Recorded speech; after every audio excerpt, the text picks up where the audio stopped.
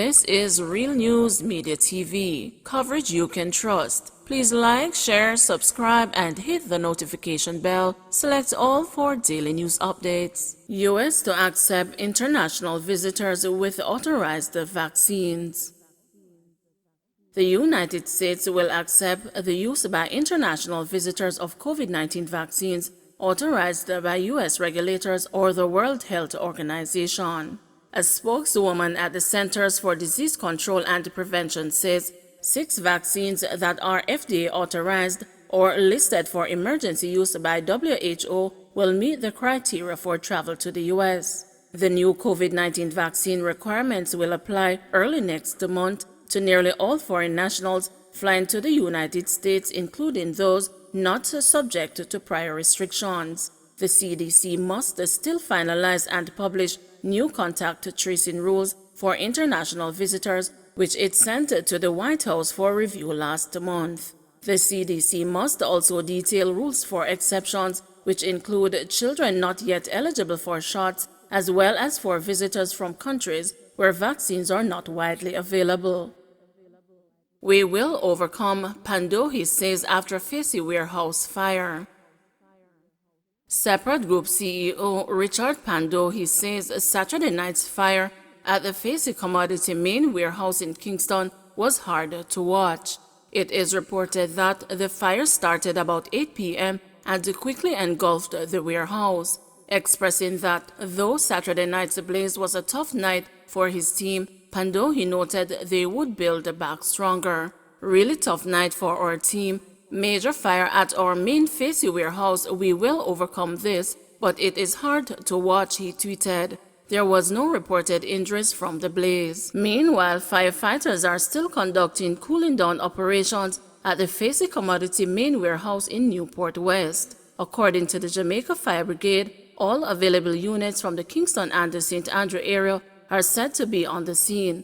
That includes units from the York Park Station, Rollington Town Substation, Church Town Substation, and the Halfway Tree Substation. A tanker from the Spanish Town Fire Station is also on location. Firefighters say the cause of the blaze is yet to be determined.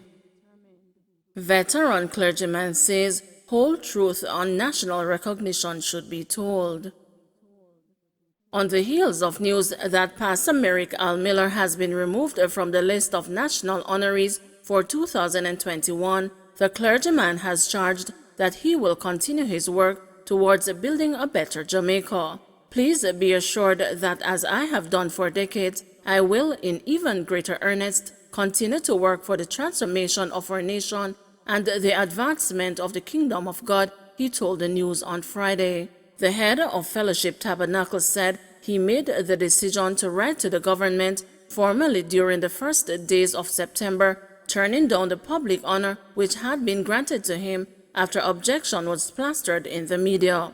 He maintains, however, that he is thankful for the recognition that had been considered due to him for his service.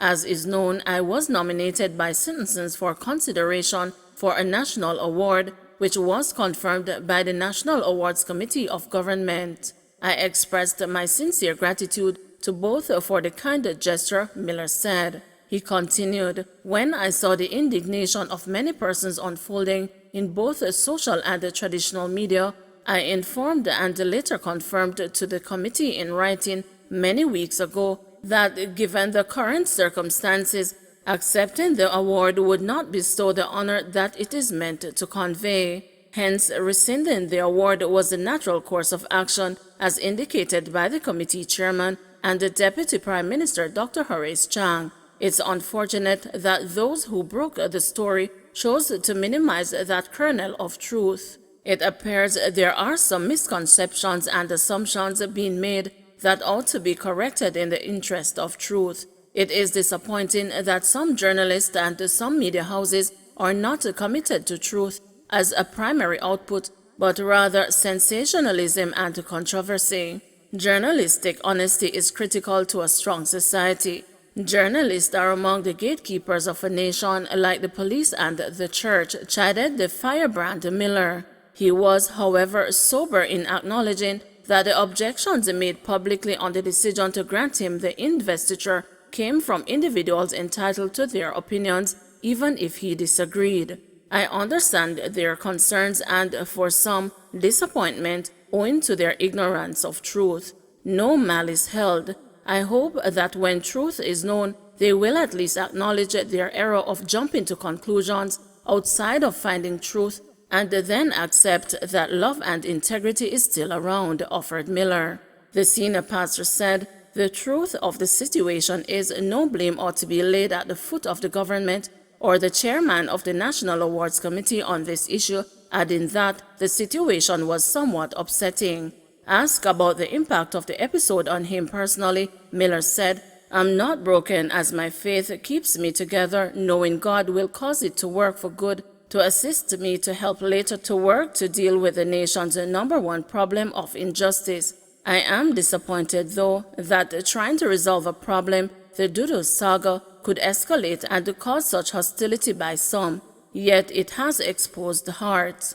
The pastor offered a short response to many detractors online, sorry for any hurt caused, and what appears, as some term it, an unrepentant attitude, is conviction of commitment to always try to do what is right. One only repents of wrong action, hence would do right again. Reverend Dr. Merrick Hewell Anthony Miller has been vested into the Order of Distinction in the rank of Commander. He has served as a chairman of the Institute of Sports, Build Jamaica Foundation, and the National Transformation Program. He has also been deputy chairman of the Social Development Commission. The congregation which Miller heads says it aims to see men and women of the fellowship full of wisdom and the Holy Spirit taking their places in national life, serving and influencing the society for righteousness. Referencing his previous run-ins with the law resulting in convictions, though one case is up for appeal, Miller was asked if he carries shame. He responded, "Because of my teaching of my faith, I have no shame, but I am saddened and would not choose it. Yet I am happy that the convictions were based on lies, not the principle of truth. The Bible teaches if you suffer for doing good, bear it. Jesus was convicted, Joseph, Daniel, Jeremiah, all convicted. Nelson Mandela, Sam Sharp, Paul Bogle, Marcus Garvey, etc., all convicted." New building to be constructed to house a Lawrence Tavern Health Center. A new building is to be constructed during fiscal year 2022-2023 to house the Lawrence Tavern Health Center in West Rural St. Andrew. The facility has outgrown the structure it now occupies. The project will be financed by the National Health Fund and the Culture, Health, Arts, Sport and Education Fund. This was announced by the Minister of State in the Ministry of Health and Wellness and the constituency's Member of Parliament, Juliet Cuthbert Flynn. Currently, this space is inadequate and needs a complete renovation. This center accommodates over 200 patients daily, coming from as far as Glengough in St. Catherine, which borders West Rural St. Andrew, she added. Cuthbert Flynn was making her contribution in the 2021-2022 State of the Constituency debate in the House of Representatives last Tuesday. She assured the residents of Lawrence Tavern that the community's roads, infrastructure and water are being prioritized for improvement, adding that the work will continue throughout all 4 divisions in the constituency. Cuthbert Flynn further informed that work would commence shortly to rehabilitate farm roads in Rose Hall, Lawrence Tavern, at a cost of $8 million, while indicating that she would seek to have similar engagement initiated in other areas of the constituency. Meanwhile, the state minister welcomed the refurbishing of the Stony Hill Health Center, which is among those benefiting under the government's initiative implemented over the past 5 years to renovate or construct medical facilities island-wide. COVID deaths in Jamaica hit 2,000 mark. COVID deaths in Jamaica have now hit 2,000. The health ministry reported the new tally this morning as 5 more deaths were recorded. They occurred between September 11 and October 5. The deceased are a 52-year-old woman from Trelawney, a 72-year-old man from St. Thomas, a 79-year-old woman from Kingston and St. Andrew, a 43-year-old woman from St. Catherine, and a 70-year-old man from St. Anne. Meanwhile, there were 221 new COVID infections, pushing the tally to 86,126. The parish breakdown is as follows: Kingston and St. Andrew 70, St. James 33, St. Catherine 28, Clarendon 18, Westmoreland 12, St. Thomas 12, Portland 12, Hanover 10, Trelawney 8, St. Mary 7, Manchester 6, St. Elizabeth 3, and St. Anne 2. Hospitalizations are also now trending down.